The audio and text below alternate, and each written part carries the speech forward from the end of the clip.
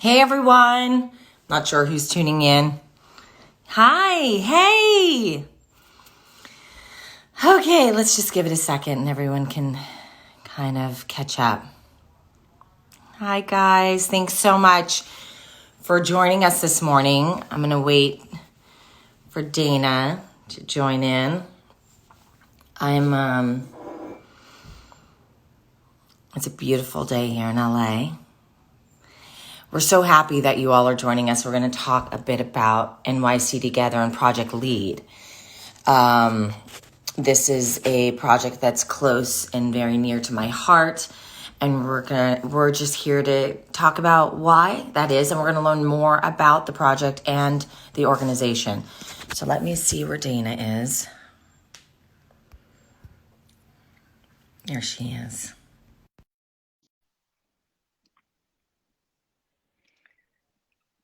She's so cute. I got you, girl. Hi. Hi. Hi, Lana. Hi, Dana. Good morning. Oh, yes. Good morning for you. That's right. Good East afternoon Coast. for you. Yes, it's a special to be here with you in this in the middle of this pandemic. Thank you so much. Oh my gosh, likewise. Honestly, likewise. I'm just so honored to have you in my life, to have met you through such an incredible way. That is true. The universe brought us together. The universe absolutely brought us together, and if people are wondering how that is, Dana and I together were participating in the 21 Days of Abundance group. And our dear friend Goldie Sammy brought us together. And Dana's been working with Michael K. Williams on NYC Together, the organization that she founded. What was it, 6 years ago? 5. We Five just had years our ago. 5-year anniversary on May 5th. That's amazing. Congratulations. Thank you. Thank you. So, Goalie, who I like to say that she's like a walking. Is that, what noise is that? Is that your computer? I'm in the office. Okay. I was like, I think angels are trying to like send requests. Yes, sorry. No, it's okay. I tried to find a quiet place where I work out of this police precinct. I'm just trying to find a quiet place, but of course there's beeping. I understand. That's good to know. Tell us more about that. The precinct or the beeping? How you ended up there and your office is there, and maybe you can tell us a bit about NYC Together and how you started it and why, etc. Sure. So NYC Together, like we said, was founded 5 years ago. And the goal of NYC Together was to dramatically disrupt the systems that were putting youth into incarceration. And if they had to be arrested, how, in a crisis moment, how do we stop them from recidivating again? So how do you turn that crisis moment into a turning point? And especially, how do you do that in neighborhoods that are over-policed, under-resourced, and whatnot? So we decided to pilot this program with the police department where we would take officers and young people who were getting suspended, which puts them on the path of the school to prison pipeline. I don't know if that's a phrase a lot of people know, but it's essentially kids getting suspended and ending up in handcuffs and going to juvenile detention facilities, or like in New York, up until a few years ago, they were going to Rikers Island, an adult prison, an adult jail, because our age of criminality was 16. So how can we shift what happens when young people come in contact with officers, and how can you culturally change police officers to think about their jobs differently? Like, what is public safety and how is that achieved? And we know that you can't have criminal solutions to social problems. So if a young person is stealing from a bodega, is that young person stealing because there's economic constraints in the household? Do they not have enough food? What are the core issues to that type of behavior? And then how do you address those issues? So we've been working with young people and officers for the last 5 years. All of our kids go on to graduate high school. We're very proud of them. Sad this year that we're not going to have a real graduation, so that sucks. But Are you doing anything special in place of it? Like, is there any sort of like, well, Zoom sessions or house party calls? the kids are really overwhelmed from the virtual learning. All the Right. moms out there and parents and guardians, I'm sure you understand that. We are working, one of our big donors and supporters, Johnny Shipes from Cinematic Records, said as soon as this whole thing is over, he's going to host the most epic prom for them. So we're like just waiting for that to happen. But yeah, we'll be in touch with them and trying to do cool things.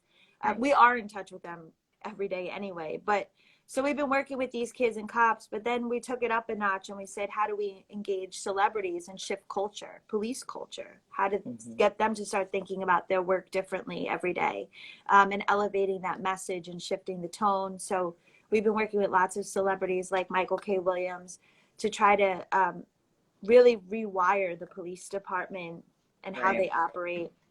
And we've been executing protocols in the precincts that really change what happens when young people come into contact with law enforcement. Instead of them getting punitive things like arrests and suspensions, we're seeing them get, or summonses in the precinct, we're seeing them get supportive services. They're being connected to services, people that know how to fill their needs. And so we're super excited about that, because then the likelihood that they'll continue that behavior is automatically diminished. And we're seeing great results. So we're proud of the last 5 years, and we want to keep growing. And you know, How many kids? How many kids do you have in your program?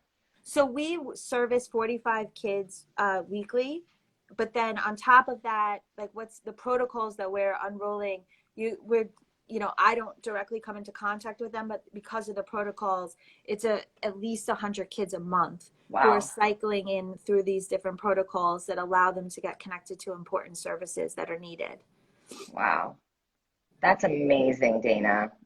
Honestly. It's cool. It's cool. And I can see, the times that we've talked about the kids, like you just absolutely love them so much. You're like, these are my kids.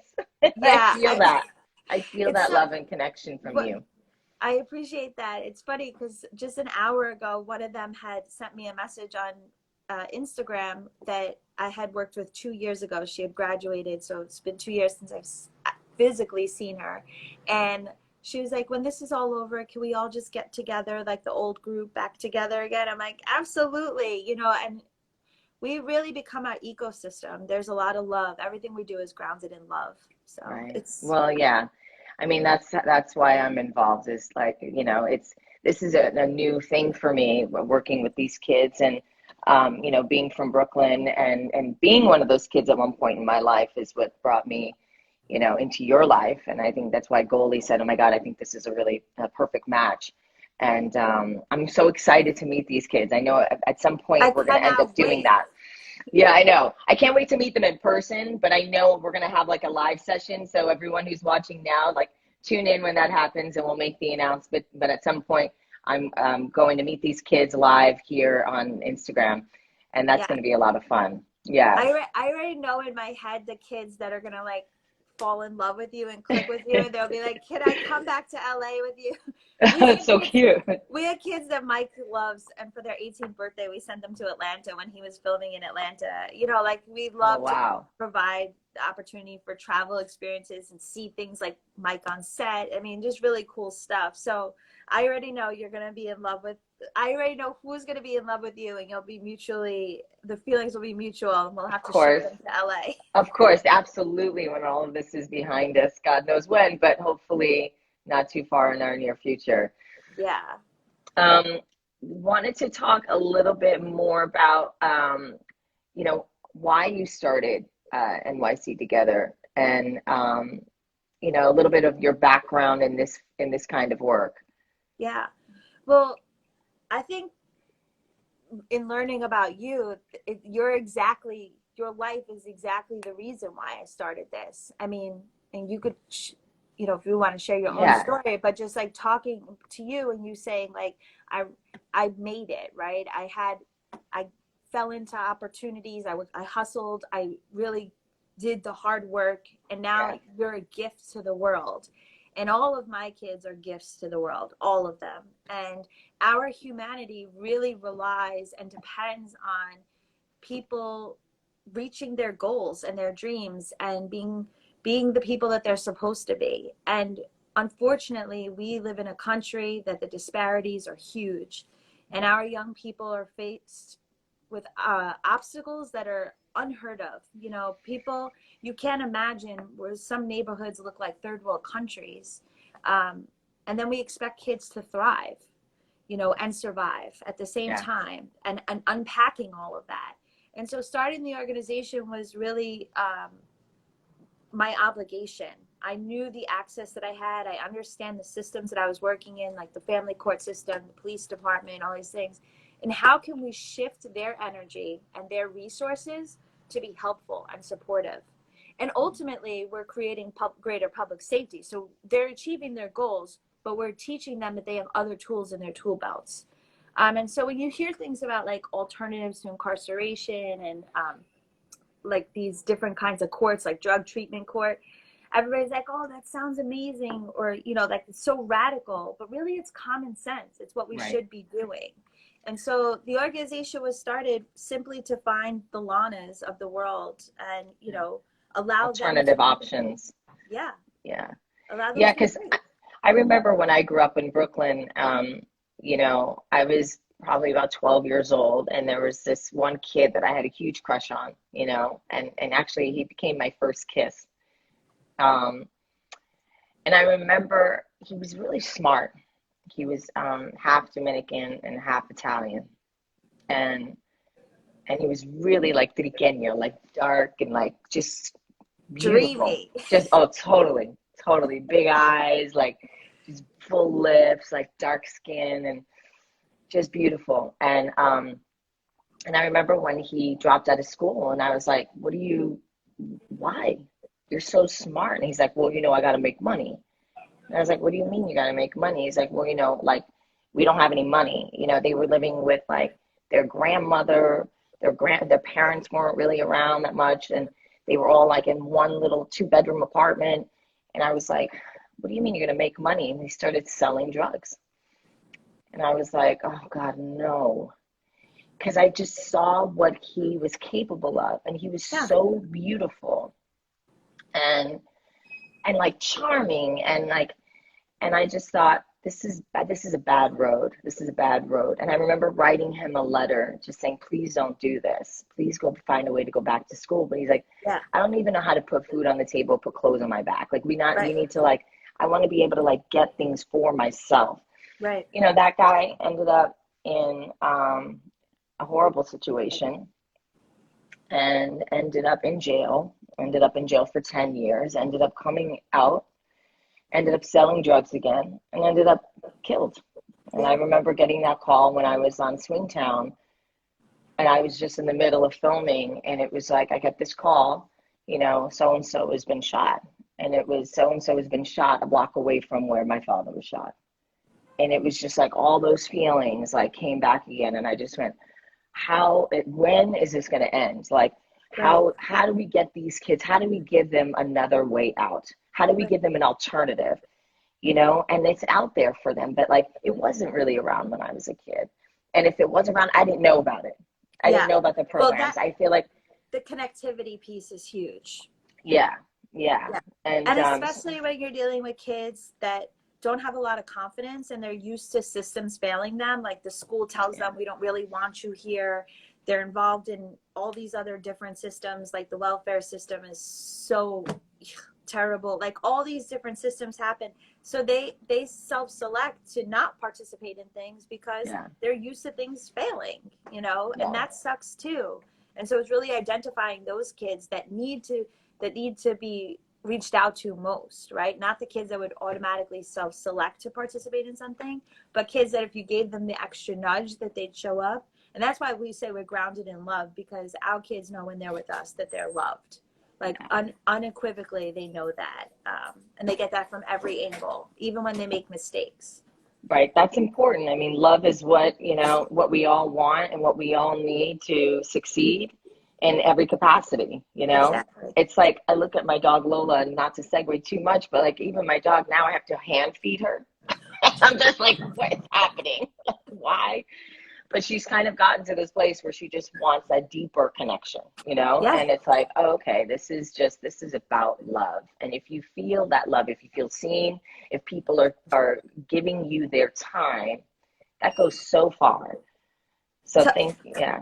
and making people feel seen. That's like yesterday, Michael K. Williams came out to Brownsville. I know, I saw that. Yeah. Yeah. And the people were so appreciative of his presence. We were handing out masks. And some people, because we were with the police, they wanted to vent, right? Because there's a Right. lot of this going on right now. And there's a lot of trauma and a lot of stress. And giving them an opportunity in a non-confrontational moment to express their feelings and their frustrations was wildly important and profound, right? Right. And healing, like we have to be doing more of this work where we're hearing people, seeing people. So yeah, I mean, I feel terrible about the young man that you described. That's just, we don't want that for anybody. No, not at all. Not at all. Well, we have some questions here, and I wanted to get to them. What have been some of the big accomplishments of the organization since you started? Well, I mean, I kind of laid all that out with like us doing the protocols and whatnot, but I think our greatest accomplishment has been really shifting the language and culture of the officers that we work with so that they see our kids differently, which then helps them operate differently in the world, not just with our kids, but all the kids that they come into contact with. And, you know, our greatest accomplishments have definitely been sending kids abroad. So we get kids passports and driver's license. They've traveled to India, Australia, Italy. And what do they do when they travel there? Like, what are some of the things? Do they meet like some of the health experts there? Do they meet like what is their experience overseas? Each trip has been different, but for India, they did a yoga retreat. Oh, that's amazing. So that was really special. Australia was our last trip that we went on, and that was all about leadership and mentorship. So teaching them how to be leaders and mentors to kids below them, like in grades below them, meaning. So that was really great. I mean, just think about going to Australia, 24 hours. Oh my God. It was wild. So I mean, really I wish I was one of your kids back then. Like, if I could bring you back into time with me. I mean, and their whole world changes and opens up. And we also do local trips. So we go to Atlanta. We work with Usher in Atlanta. He does a youth leadership program over the summer. So the kids get to go down there and be with all these different kids and explore music and entrepreneurship. Wow. So just like the mobility piece, because a lot of kids, and you know this from where you grew up, you don't leave your block because you can't, right? Either the financial constraints or the danger of crossing into different neighborhoods, you know. So for our kids to travel is wild. It's awesome. Yeah, I mean, I was definitely under that like sort of restriction myself growing up, and it was, you know, you couldn't go past a certain street because like one block down, you know, south was, you know, the projects. And my father was very much like, do not go past this street. You can go this way, but do not go past that street and do not go past that street. And it was like, I had like you know, maybe like an 8-block radius that I could travel within, and that was it. Right. And it was very much like, oh, okay. And I remember growing up, I remember seeing when other sort of gangs, I guess you can call them, like these groups of guys, you know, that would cross into our neighborhood and it would just go down. Yeah. And it was like, you know, you're hitting the floor, you're like trying to dodge shootouts and bullets, and you're like, this is crazy. And I just remember thinking like, I'm 13 years old. Like no kid should be in this situation. No child should have to be fearful of their lives when they're walking home from school. So the girl that I mentioned that messaged me that had graduated, she was one of my junior high students, and that group of girls, it was a girls group. There was a shootout in the park next to their school. I mean, like a drive-by shooting, and just thinking about like logistically, like what does that do to you internally, and really addressing that, and then exposing them to a world where safety exists. And the idea is not that we have to take kids out of their community, you know, because I really believe that the communities that we work in are some of the most amazing and resilient communities ever. Mm-hmm. It's about using our voices and platforms to support those communities and make sure that those communities are getting the things that they need and that they deserve.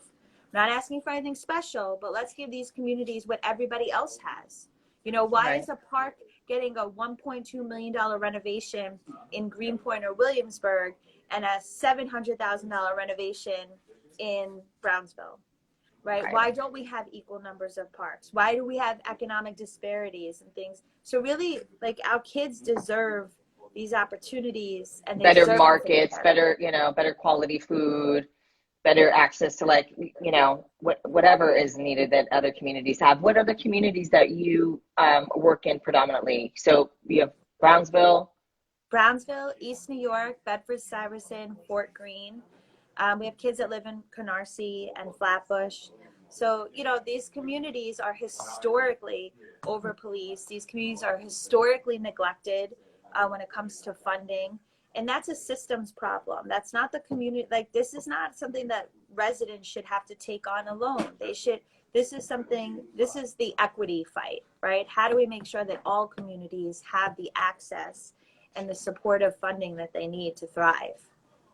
And so now that we're facing this COVID-19 pandemic, how has it affected these communities, and what is NYC Together doing to sort of, lend a hand into helping these communities and helping these children? Like, can you tell us more about that? Sure. So the week before the schools were going to close down, I knew already that my kids were not going to be the kids that had laptops at home or Wi-Fi.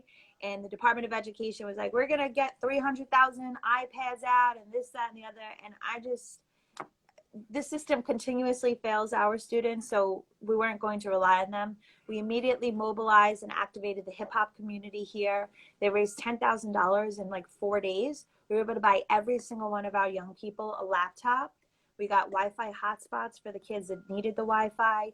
And then we were able to we hired people from the community that were laid off from COVID to be virtual tutors for our young people. So giving our kids the individual attention they needed to stay on track while, building other people up economically during this tough time. Mm-hmm. We were doing food packages, so making sure the families had enough to eat, regardless of their situation. Some people weren't working.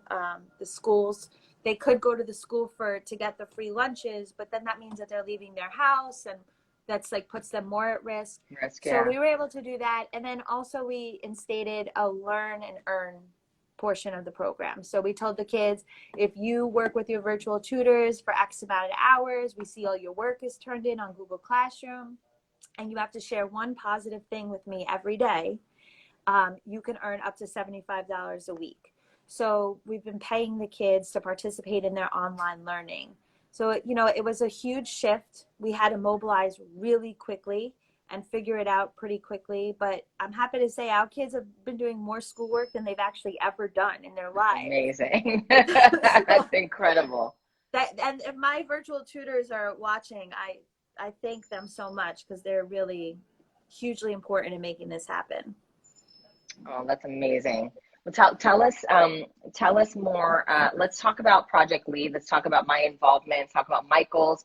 Let's talk about the importance of Project Lead and the whole theory behind it, and why we've started this program to begin with. Yeah.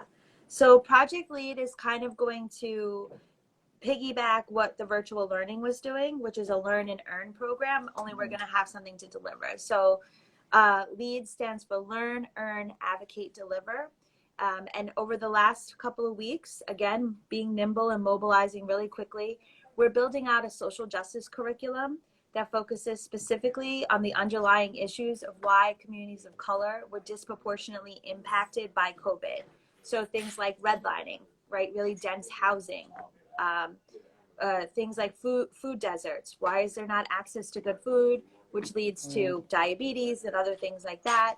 Health inequities. Why do people of color have less access to good health care? And then when they do get the health care, what kind of racism is happening within our healthcare system? Which if you haven't heard about this, you need to read about it. I mean, it's scary to think doctors would give people with darker skin less anesthesia because they think they can handle pain more. I mean, this is the kind of stuff that we're dealing with. So really uncovering all those issues, we built this curriculum out. And from that curriculum, they're going to create a campaign, a marketing campaign for their own communities. And we're doing that because we don't think that it's the police officer's job to do social distancing education. We understand the trauma that that invokes when you have these interactions with officers. It puts the community and officers at risk. Right. And the messaging, you kids know the content that they want to consume. So why not have our kids prepare the content that's going to go out, and they understand the logistics of where they live. When the mayor says, oh, you have to stay 6 feet apart from each other, our kids that live in Nitro, which is like housing projects, and if more than one person is in the hallway at a time, you can't be social distancing, right? It's just logistically impossible. So our kids are going to develop those marketing campaigns. They'll lead virtual town halls. They'll learn about civic engagement and grassroots organizing. So they'll be able to do all of this and really lead, right? Really take over and take this on, and all while getting paid, because summer youth employment was defunded because of COVID. So all of these kids that rely on that money, all of these kids that rely on that experience now won't have it. So we thought that this was the best path forward, and we're just really grateful to you and to Michael for trying to help, because every dollar we raise is going directly to paying the kids. So the more money we raise. And I want to talk about the importance of paying these kids, because a lot of people just, there's a lot of organizations asking for money, and we understand that, and this is a time to help, and any amount that anyone can donate is greatly appreciated. But I want to talk about the importance in paying these kids. Can you tell us more about that? Yeah, so I described neighborhoods to you: Brownsville, East New York, Bed-Stuy. For the viewers who aren't familiar, these are neighborhoods that experience violent crime disproportionately to the rest of the city. Just 2 days ago, we had a 16-year-old murdered at, I think it was 3:00 in the afternoon.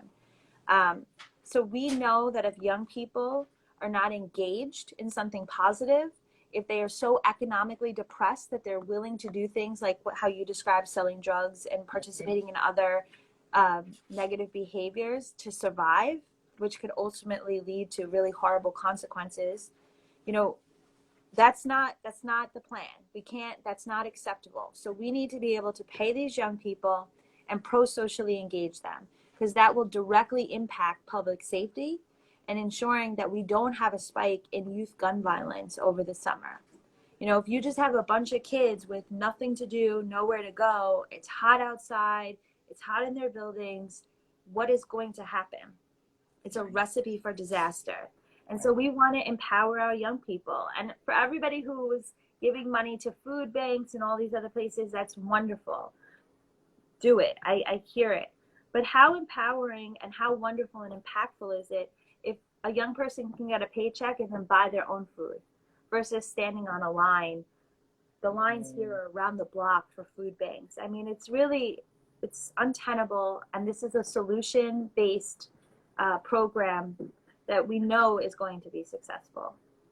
I bet some of these kids don't even have parents and they live with their grandparents, et cetera. I knew a lot of kids in those situations that they lived with their grandparents. Yeah. And, you have these older people that can't get out and work and they can't earn a living. So it's really dependent on these children to take care of the household and be a provider. That's right. We have a lot of kids that is definitely their circumstance. Yeah. And so why not give them a positive thing to engage in versus right. a negative thing? Right. Instead of like selling drugs or, robbing, bodegas or something. Yeah. Yeah. Unrelated to COVID, just like a brief story, is we had a young person 2 years ago who was doing armed robberies on trains. And again, thinking about how to rework what the police department linked that young person to a job readiness program that's absolutely phenomenal. It's called Exalt Youth. And that young person did not commit another robbery. It's been 2 years. We're still in contact with that young person. Wow. So that dramatically changed the trajectory of that person's life while also creating increased public safety because the robbery stopped. Mm-hmm. So just really thinking about how crucial it is to make sure that our kids are employed, they're safe, and they're engaged this summer. Dana, thank you so much. I love the work that you're doing. It's so inspiring. It's admirable. I'm so honored that you brought me on board. Oh, we're grateful for you. Trust me, you've been a breath of fresh air in all of this. Well, thank you. I mean, I honestly have to thank the fans and everyone that's tuned in right now because I know so many of them have donated, and I just want to thank them and thank them for supporting me and the beliefs that I have and the causes that are near and dear to my heart. And this is my number one during this pandemic. That NYC Together is the one that's like really filling up my whole heart right now.